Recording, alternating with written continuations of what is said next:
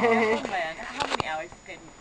Sorry, hindi ako masyadong... Ay, ano lang. Yes. Actually, MP5 Cellphone. lang to eh. For ano lang.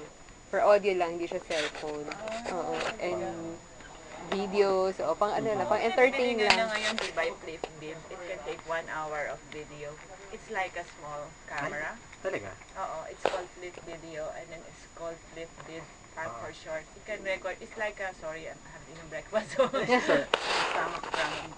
a small, like this, 1 hour video. I think I've seen Parang, that. oo, nakita niyo. Nakita sa Facebook, ano na rin yan.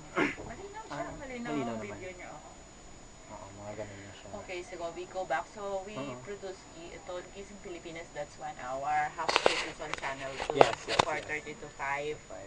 Channel 2, Teleradyo, ayan, Yes. ayan marami siya, ano, tsaka, tapos 5 o'clock also, 5 to 6 yun sa amin. And then 7 to 7:30 with Mr. Ted Filon, yung newscast namin this morning, sa newsroom din yun. Tapos, another one would be at 12 to 12:30 ngayong tanghali, and then another one at 4 o'clock, 4 to 4:30, and then all the news breaks. So it's all news with you? Yeah, it's all news. And then, iba yung, this is news production. News gathering is with the Radyo Patrol Group. Iba yung head doon. Ibang... So, that's news gathering. Sa lahat ng reporters na dinideploy sa labas, iba yung head nila. Ibang section din yon. So, other sections of museum, we also have research. We have the one that handles our off-air projects. The one, the Takbo. I hope you're joining. Takbo para sa... Takbo. And then, we have production and program services. Sila yung nag-assist sa mga anchors namin. Oo. So, yun yung... And also, we have the website and we have Teleradyo now. Who's your station manager? Si Mara, I think she's there. I think she's from UP. You're from UP also? College? Undergrad? Oo. Yes. Oo, yun. So, she's from UP also. Oo. Sa UP Diliman. Ikaw din, No, PWU. PWU. Quezon City. Magkabilang ano. Quezon City. Dito lang. Diyan sa may Quezon. Lapit lang. Yun nga yung part. Kasi, the first time I was here was Angelo Palmones. Si Sir Angelo, wala na siya. Pinalitan na siya ni Miss Capuyan last year. Okay. But he's still with it? Wala siya ngayon sa amin. Kasi na, ano siya, last year he left na, nag-retire na siya. He was your professor ba in UP? No, interviewed him for Com3. Year 2000. Tapos year 2000. Kuya ng bayan. After 10 years. After 10. Dati ko siyang, siya yung dating boss ko sa newsroom. After 10 years. Tanggal na kami dito lahat. Kaya talagang kung patagalan ng usapan, ganyan ang mga tao dito. Patagalan. Oo. Kami dito na kami lumaki at nagkaanak at nagkasawa. This is your first one? Which one? From UP? Ako? I'm from UST. And then, and then dito ka na. Dito after First grad. job. After grad. Not really first job kasi nung college ako saan ako nakarating. Siyempre yung iba yung and then the first 3 years. Pero professional job, this is my first professional job. Pero nung college kasi nagsusulat-sulat ako ng konti, gano'n.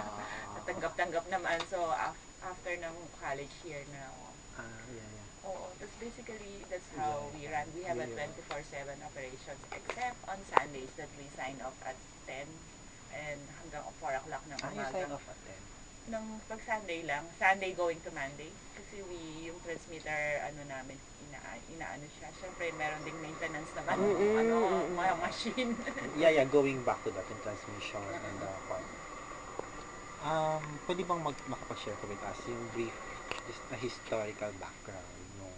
If you're familiar with the background of this, I'm not a technical, I'm a creative person. You're a creative person, yeah. I can show you that, kasi I think the rest of your work, your studies is tungkol sa equipment. Sige na, ako naman, since I've told Myla and company, so since 1990, I've been here, so I've seen how it developed. How it changed. Ano yung Diyos ko dati, di ba, mga early 90s, you use the open reel and the cart na niload mo pa. Tapos minsan, parang tape-based system. Ngayon kasi hindi na masyadong ganun. Tapos mga 95% yata digital na siya. So may konti na lang natitira na. Pero sinuswitch na rin yung lahat. So ganun na yung ginagamit. Especially for Teleradyo. Diba? Kasi kailangan ka na mag-switch. You use Kasi as mga early 90s computers na naman talaga lahat Ako siguro inabutan ko lang yung typewriter dito mga 1 taon tapos after nan junk na lahat. And So then, we use we use a program for news operations. Parang Software. naka-network siya. Naka-network siya. And then also, we use different kasi kung anong nag-a-apply, yun yung ginagamit namin. Kami naman kung ano yung applicable at saka bago pa naman. From time to time naman you change kasi tinitignan mo kung ano yung bago na pwedeng gamitin sa operations mo na effective.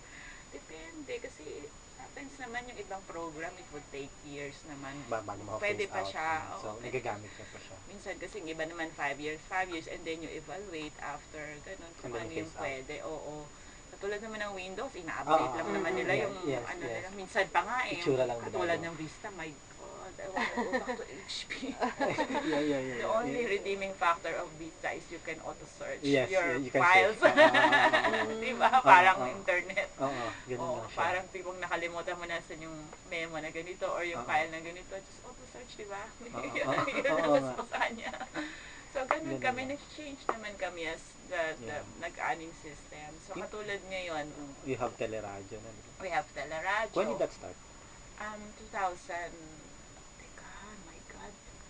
It's in our site. So, We can check naman. Hindi, if you want information on na basic programming and everything, program description, program schedules, all in the site is the bzmm.com.ph. You can check the background information for your report. Even the Teleradyo cable operators, nandun din lahat. It's more than 200 cable systems. It's there in the website para kung nasa ang party ka naman, you can check kung meron yung cable company mo na meron siya.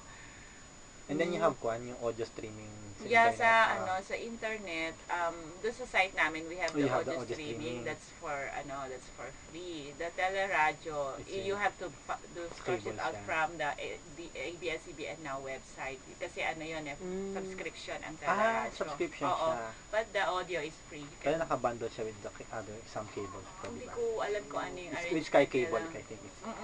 Sa Sky Cable, Sky Cable yung Teleradyo. Pero sa iba. yung sa internet namin, if you want to just watch listen. Teleradyo, you can do that, but it's for subscription. Oo. Pero yung audio, you can listen all Audio day ka o na 24/7. Ako minsan radyo ko yun, minimize ko sa desk ko.